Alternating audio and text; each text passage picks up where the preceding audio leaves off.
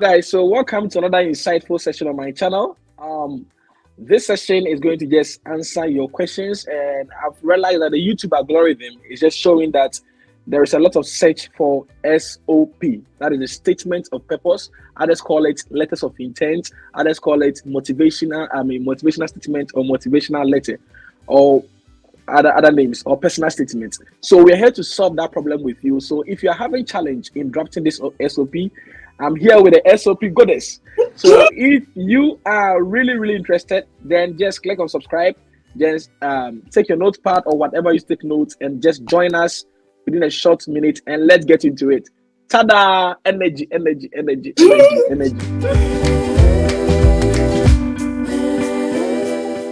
All right, so welcome back. So we are here. So let me not waste your time. You all know me. My name is Kingsford, and I am doing my master's in economics at Eastern Illinois University, and I double as a teaching assistant. At the Department of Economics here in US. All right.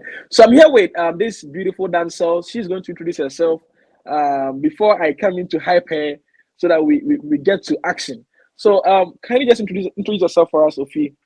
Hi. So it's really an honor to be here. Let me start with that because Kingsford is doing a lot in terms of study abroad, and so it's just really great to be a part of this and to contribute to the body of knowledge on study abroad processes. And I'm Ophelia Koto.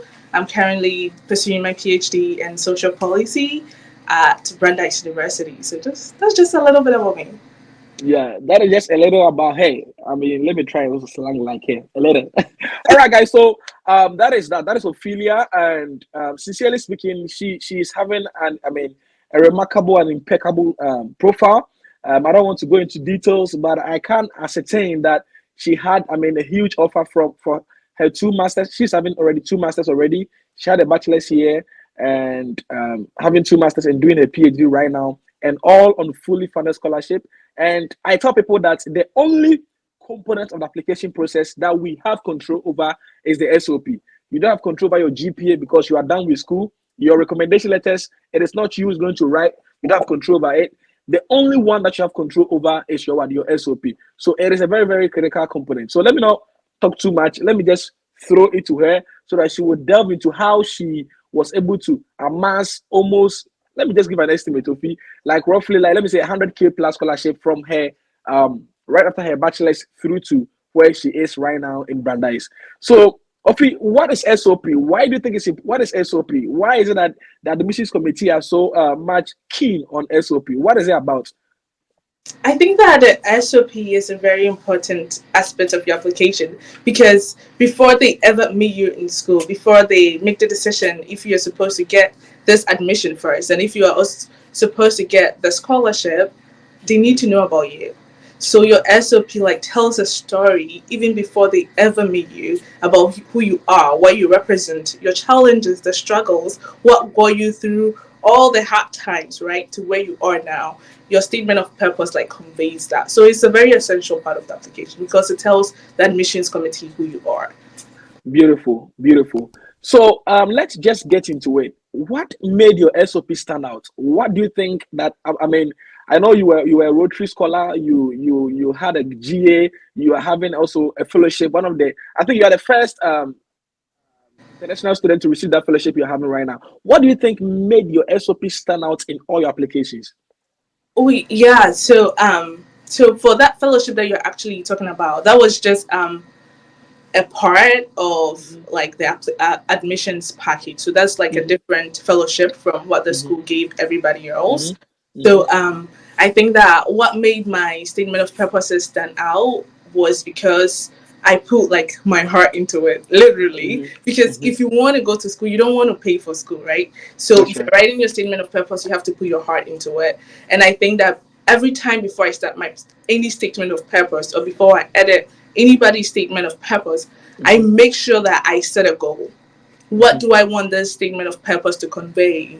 What am I trying to tell the admissions committee, right? And I also try to know my whys. Why am I telling this particular story in this statement of purpose? Why am I highlighting this body of knowledge that I gained? Why am I highlighting this experience, right? That is the second two. And the third thing is I try to engage my audience. Mhm. Admissions committees read hundreds of statement of purposes, so they have to be engaged with your paper or with your SOP.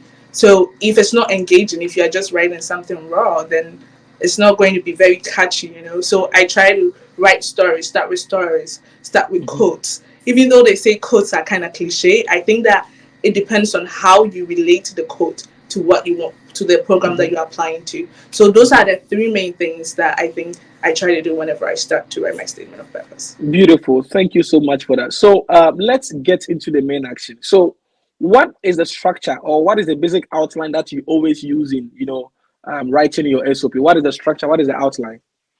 So I have like what do you call it? Six different steps. So I Hmm. first start with an introduction, and I'm going to like explain all of these after I'm Hmm. done listing them. Yeah. So I first start with like an introduction. That is, who are you? Like just introducing yourself. Your Hmm. education. That is always my next paragraph. Your professional experiences. That is your jobs, your internships, your goals, your academic goals, and your professional goals. The school and the program that you're applying to. That is the next paragraph. Why the Hmm. school? What that program? And then I'll conclude. So, in preparing for this session, I try to pull up some SOPs that I've edited in the past. So, Hmm. like for each, I'll try to like read an example of how you can Hmm. frame yours. You know, not Hmm. like copying, but like Hmm. it will give you an idea of how you can. Yeah. And I asked for permission from the person whose statement of purpose I'm going to be reading out. So, Hmm. for example, the introduction, it has to tell them who you are. And I Hmm. think it is very important. That is the very important part of your application because it has to be catchy. If it's not catchy, then I'm not going to continue reading it, right? So, this is a statement of purpose from one of my friends. Her name is Nato, and she was applying to a master in information system. And this is how she started her statement of purpose. She said, I would like to be considered for the Master of Information Systems program to enable me fulfill my future goals. My name is Nato, and I'm from Kohogo, north of Ivory Coast in West Africa. I graduated in May 2020 from the University of Central Arkansas with a bachelor's in information systems and a minor in computer science. 4 years ago, as I was growing up in Ivory Coast, I could not imagine myself pursuing an education abroad, especially in the United States, because of limited resources. However, I had one thing, a dream. In fact, growing up, students in my hometown did not have access to most technological tools except for calculators. I always was curious about technology, especially coding, and my curiosity ignited in me a passion to pursue IT. I went until high school without using a laptop or smartphone. When I graduated, my results were impressive for a girl in my conditions. For this reason, blah blah blah blah blah. But just look at how she started, Hmm. right? Hmm. Hmm. Even though she did not say like this soapy story and stuff, like she Hmm. tried to incorporate like her challenges, her limitations growing up, and Hmm. she gave like a vivid like Hmm. Hmm. story. So you can just reading this, you can imagine a girl growing up with only access Hmm. to printers, Hmm. but someone who is so interested in IT. So now I want to continue reading the story. I want to continue reading her statement of purpose because I want to see how she overcame, Hmm. those things. And that is one way to start. Another way to start is also with a quote. Like with mine, I started with a quote from Martin Hmm. Luther King because Hmm. I was applying for a PhD in social policy. And so Hmm. I wanted to talk about a quote and like kind of relate it to my interest, Hmm. right? So Hmm. yeah, that is one of the ways that you can start your statement of purpose, the Yeah. introduction, to make it catchy. It has Yeah, to. before you get into the other components, so from what you are saying, if your intro doesn't hook or doesn't serve as a hook to pull the reader in, it becomes very difficult for them to continue reading the subsequent paragraphs. Honestly, what you just said, what you just read from your friend's own, and also use it. I mean, I've witnessed your SOP. It is brilliant. Now the challenge is, not all of the applicants have that. I mean, repertoire to be able to write such a standard, SOP. So, what do you think are some of the ways they can find inspiration to be able to write a solid intro, a That is paragraph? such I a mean, good yeah, question. That's such yeah. a question, Yeah. and I wouldn't say I know the answer to that question because I am no expert. I'm just talking from my experience. Experience. That's true. That's And true. so I think that like with right in mind, you should really think how much do you want this school really? That's Like right. draw That's inspiration right. from That's yourself. right. That's And right. that's why there are always people who are ready to look after your work. Mm-hmm. Like just pass your work to someone to look after it for you Mm-hmm. to like edit it for you. Mm-hmm. Just try to talk. Also talking through with people, talking through your application with people also helps. You can Mm-hmm. find inspiration from that. But then Mm-hmm. most of the times what I do is I Google quotes, like quotes that relate to something, The right? program that you And some want to of the apply. quotes pull up and I'm like, oh yeah, I can use this one, right? Mm-hmm. So like Mm-hmm. just draw Yeah. the inspiration from yourself because you need that money. Let that money like push. Yeah. Yeah. Yeah. I think aside the intrinsic inspiration that you just highlighted, Mhm. and also, I mean, sending the SOP to other people. One thing I would also want to add is that they can also check online for sample of similar program. Let's say you are is the information system. Check what inspired people. It is likely you will find someone whom your interest aligns and see how the person communicated his or her interest, and that Mhm. will be a plus too as well. So let's get into it. So after the intro, now you have hooked them in. What is next? Next, you talk about your education. Mm-hmm. So here, you have to highlight like the classes that you have taken, right? Not all the Mm-hmm. classes. So your SOP is not a long format of your CV. No, your SOP, you are basically telling a story. Mm-hmm. And I forgot to say this. The overarching goal of an Mm-hmm. SOP is the fit. You can Mm-hmm. write the best SOP in the world, but if it doesn't fit with the program, you wouldn't get it. Get in. That's Yes. right. So the fit is very important. You cannot Mm-hmm. be interested in music and write an SOP about music and submit it to gender and women's studies. No, Mm-hmm. like there's no Mm-hmm. fit, right? So there has to be a fit. So Mm-hmm. in talking about your education, that is the next paragraph. You have to highlight some of the courses that you have taken and the Mm-hmm. skills that you've gained in your courses. Don't just list the courses, link like just 3 courses and the skills you gained from those courses, right? Mm-hmm.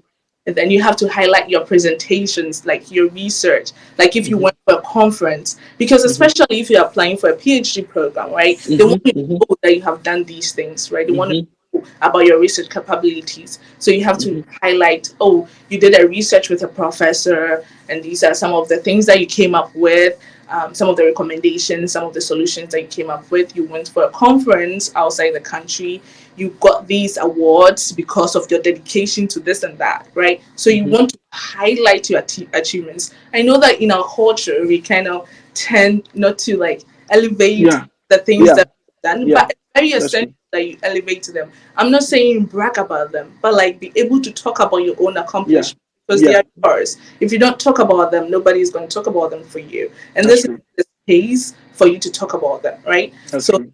be able to highlight your achievements, your educational achievements, and some of the courses that you have taken, and how those courses you think or you believe have prepared you for a Mm-hmm. master's program or for a PhD program. So that Yeah. is how you write like the education. Yeah. So before you go to the next paragraph, you made a very good point that the SOP is not an extended version of your CV. Rather, it's an opportunity for them to for you to tell your story to the admissions committee, and that is a brilliant point that you just chipped in there. So guys, just take notice of that. You're not going to just summarize or just extend your CV, but tell them what stuffs that probably you couldn't capture on your CV, or the stories behind your CV. Let me put it that way. The stories behind your CV. So that is perfect. So let's get to the next component. So the next component will be highlighting your professional achievements. Mm-hmm. No, it doesn't have to necessarily be achievements, but here you can talk about any internships that you did, any Mm-hmm. jobs that you have held in the past. But once again, it's all about fit. You cannot, okay, maybe you did a data entry job, but you are applying for a program in like something else. You don't have to talk Mm-hmm. about that. So Mm-hmm. relevance, it has to Relevant be experiences. relevant to what you are applying for, right? Don't list everything you have done in this world, right? Mm-hmm. List the key relevant ones, right? Mm-hmm. And here I learned something recently. When you are writing about your professional experiences and even about your education, You Mm-hmm. always have to write about things you did in college and not before college, not high school and stuff, unless Mm-hmm. it is very relevant. You don't Mm-hmm. have to write about high school and stuff. Start Mm-hmm. from college, the things you did in college and the things you did after college. So in this professional one, you can write about jobs you held after college, internships you did during college, and how relevant, how they have prepared you. I was really good with working under pressure, and because of this, when I start grad school, and because of the amount of work that we have to do in grad school, I feel like this job has prepared me, and so I'll be able to work under pressure, right? Yeah, Yeah. so you talk about things like that. So that's Yeah. what you how you frame your third paragraph. Yeah. Yeah. I think that I think the last but one will be the why the school and why the program, right?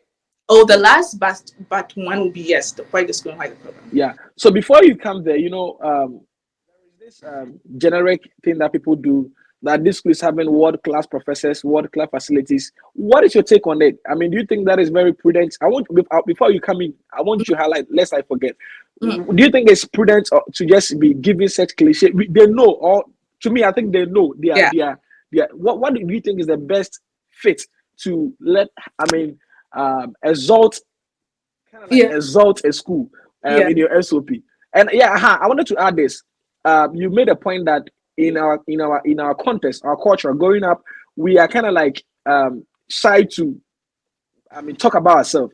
So the point I wanted to add was that in your SOP, you have to be very bold, and step out of yourself. Let them know who you are, but just be sure you don't go overboard to brag to a certain limit that is not prudent. So yeah, let me just throw it back to you. The why the school, why the program, those cliche responses here and there. Yeah. yeah. So I was going to actually talk in depth about that, Mm-hmm. right? So Mm-hmm. I actually have like a couple of examples that I can share, right? Sure. But like, Sure. do you mind if like I quickly talk about the next paragraph and then move on to Yeah. that so that I can Yeah. follow? Yeah. Yeah. Yeah. Okay. All right. So the next paragraph will be like your goals, right? So I think that a lot of people forget to write about their goals in their SOP. Normally, I merge them. That's why I thought that was the last but one. I merged them. So. Uh, Yeah. So I think that it is very important to write it like separately Mm-hmm. because here, right, you are talking about, especially for people doing PhDs, you have to first have academic goals and then professional goals. Good And even for question. people doing their masters, right? What do you want to do after you are done with this program, right? They want to know, you want to know, and also dream big. Don't write small goals. Like, even if you think you cannot achieve it, like, dream big. I remember when I started my school, my professor stopped me in the hallway and she was like, "You are the one who wrote that you want to be this, right?" And I was like, "Yeah." She was like, "Yeah, I remember." So they remember it. Mm-hmm. And I said, Mm-hmm. it is what they see about you, what they read about Mm-hmm. you before they ever meet you. So dream big Mm-hmm. so that it will stand out, right? So you have to first talk about your academic goals, Mm-hmm. especially here, talk about your research. Mm-hmm. And over here, whilst you're talking about your research, plug in professors that are working on your research in the school. Mm-hmm. Mm-hmm. Because like imagine reading a statement of purpose and you see your name. You'll be like, oh yeah, this person knows my work, right? Like you Mm-hmm. make the professor happy, so they'll keep Mm-hmm. on reading it, in fact. Mm-hmm. So talk about your research, plug in professors that are working on such projects, Mm-hmm. and maybe you can say that, oh yeah, that's why I want to come to this school so that I can work with this professor, right? Mm-hmm. And also talk about your professional goals, talk about the Mm-hmm. things that you want to do after school. Like you want to be a professor, you want to be a consultant, you want to be this Mm-hmm. or that, right? Talk about them and dream big. That's all I'll say. Just dream big. Talk about big things. Even if you're not able to accomplish what the mind can conceive, it can achieve, right? Just That's talk about right. yes. And then the last but one paragraph will be what you were talking about, Kingsford. Mm-hmm. The Mm-hmm. school, the program, and how it all ties into your goals and Mm-hmm. your academic goals and your professional goals. And that is why I normally try to talk about my goals before I talk about the school. Because Mm-hmm. when you're talking about the school, right, you want to tell them why this particular school will help you achieve the goals that you listed above. Mm-hmm. When you tie it together like that, they'll be like, yeah, you did your research, you know what you're talking about, right? Mm-hmm. And I have a problem just like you do about like just being generic. I like this school because it is big, and when I come here, like the teachers are awesome, and you know, Let me even chip in this. My professor shared with me that someone said he liked a school because of the library. yeah, Because of and he and the person mentioned he said, I want to come to this school because of the school is having my school's library is called Booth Library. And the professor was like, just what? what is this? So yeah. Yeah. So you have to talk, like, look for specific things about the school, Mm-hmm. right? So I'll read something from mine. So I applied to the Brandeis University, right? So the Heller School of Management, that is the program that I was applying to. So I Mm-hmm. wrote, the Heller School of Management's PhD in Social Policy program will help me fulfill my goals. The Mm-hmm. well-rounded program will equip me with the right analytical skills and Mm-hmm. effective policy implementation methods for Mm-hmm. driving societal change.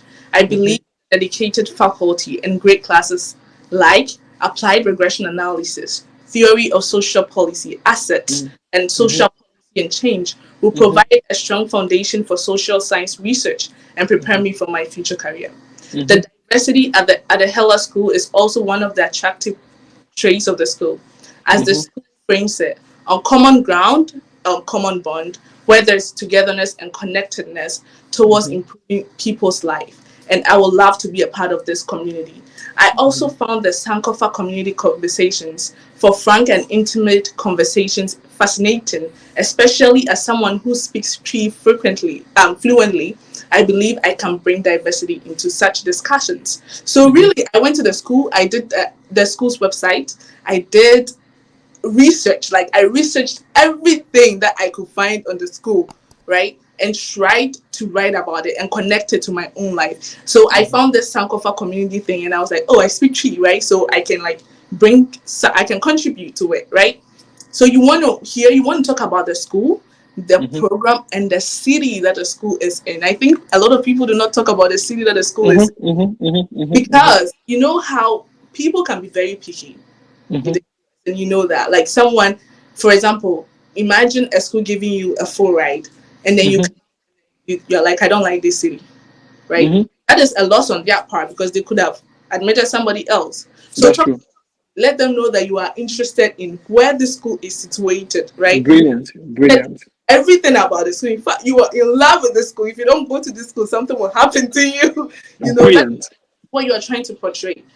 So you have to talk about the school, talk about the program, and talk about the city. And please do not write generic things. Research, Mm, research, mm, research. This mm. whole thing is based on research. That's Research true. feels special. Yeah, you just want the school to feel special. And over Mm-hmm. here, you can list the names of certain professors that you want to work with. Yeah. Yeah. Yeah, Yeah. just list the names of professors and the things that they are doing and why you think they're important to you. You know? That's right. Yeah. So let me allow you to go to the conclusion. I think you said it all. That is a brilliant submission that you just made. I think we are on the conclusion, right? Yes, the So conclusion let is, me allow you to go there. Yeah. so the conclusion really is just, you're just tying everything together. So based on all that you have said, this is the reason why you want to be admitted to this school. So I can read mine if that's okay. That's fine. Yeah. Sure. So, my dream to fight for gender equality and racial equity ignited my passion for pursuing a PhD in social policy. In light of this dream and the experiences outlined above, I am submitting my application for the PhD in social policy program at Brandeis University. Having researched various schools across the world and having sought advice from friends from the university, I'll be delighted to be a part of this great institution. Your well qualified professors, well developed resources, and experiential learning tools at the university, I believe, will help me acquire and achieve my aspirations. I hope the admissions committee finds my background and strengths commensurate with the requirements of the PhD in Social Policy program at Brandeis University, Heller School of Social Management. So you Hmm. just have to tie it all like that. Like, Yeah. let them fall in love with you. Like, Yeah. this is your love letter, literally, Hmm. right? This is your love letter, but this time for money and for admission, That's right? true. That's true. That's Make it, true. yeah, Yeah. let it have a lot of passion. When someone reads it, let them Hmm. see passion in it, right? Let it come from your heart. Yeah, thank you so much for that submission. So I think you said it all with just what you said, that it's your love letter to just convince the admissions committee. I always say that admission is quote unquote nothing, in this country, unless maybe you have enough to sponsor yourself. But for Yeah. PhD program, admission means that you get funded. Yeah. To, I mean, almost 95%. Yeah. So what are your final words? what are the don'ts that you would tell people? Final words in all, but like necessarily focusing on the don'ts in SOP. What Mhm. people mistakes people. I mean, you've been reviewing a lot of SOPs. What are the mistakes you've been observing? That's I mean, yeah, your final words. People don't start early, so they rush. They cannot do a Mm-hmm. research, so they rush and Mm-hmm. submit something just mediocre, right? Not the best. Mm-hmm. Um, Mm-hmm. Also, people don't edit their work. I feel like the Mm-hmm. biggest throw off for a statement of purpose if the admissions committee is reading an SOP full of mistakes. So we're like, that's Mm-hmm. serious. They could not even edit their paper. Mm-hmm. Will they do the assignment, right? Mm-hmm. So like mistakes. Mm-hmm. Oh, big words, Mm-hmm. platitudes. People use Mm-hmm. so many big words. Like, Vocabs, yeah, yeah, big vocabs, yeah. don't do that. Like, please write clearly. Please write succinctly. These are professors, so they understand, right? You don't Mm-hmm. need big words to convince them that you are the best. Just write clearly, write succinctly. Um, review, edit, and get people to like look after your work for you. Mm-hmm. Let them read through. Feedback is good. Okay, not Yeah, perfect. Feedback is good, and yeah. yeah, reach out to Kingsford. I think he's really good at editing. No, right now, your boy is busy. I'm extremely busy. Yeah. So, one thing I would say is that if you're not getting someone, you can probably leverage on LinkedIn. There are a lot of brilliant minds out there that will be willing to help you for free. Yeah. Then the last thing I would want you to just touch on is your advice for those who are on this study abroad journey. I mean, I think you came in for undergrad, so you didn't really. I don't know. I can't presume for you, but what is your advice? For Yeah, the it's people. it's hard. It's very Yeah. difficult. Even though I came in for undergrad, I had to write the SAT, apply to schools, and all of that. And after Mm-hmm. that, I had to apply to MBAs, MPS, and then a PhD. So Yeah. I'm familiar with the process, and I know it can be very daunting. Just Yeah. don't give up hope. This is Yeah. your life, right? Yeah. Like Don't give up hope. Yeah. just from now, where do you want to be? Right? Just put in the work, be very proactive, ask, always ask. What is the worst thing somebody can tell you no? No doesn't make you shorter, it doesn't cut your life short. So Yeah. ask, do it, be proactive, and you do great. Honestly, you do great. Yeah. Yeah. Thank you, Ophelia. Thank you so much, guys. Thank you so much for your time. And I'm glad you stayed glued to your screen till this point. I mean, it's been a lengthy discussion, but a very worthy discussion as well. So I will sign out here, and I'll be dropping some other videos. I mean, quick, so the year ends. We have December, January, February, and I think for priority deadlines, they've all elapsed. So if you want funding, these are months that should be very critical. PhD December 1st. If you're not done with applications, you are doomed to a large extent. So that is what I would say. I don't know why I'm repeating to a large extent so much. Don't mind me, guys. So let's sign out. Until then, see you all. Tada, energy, energy, energy.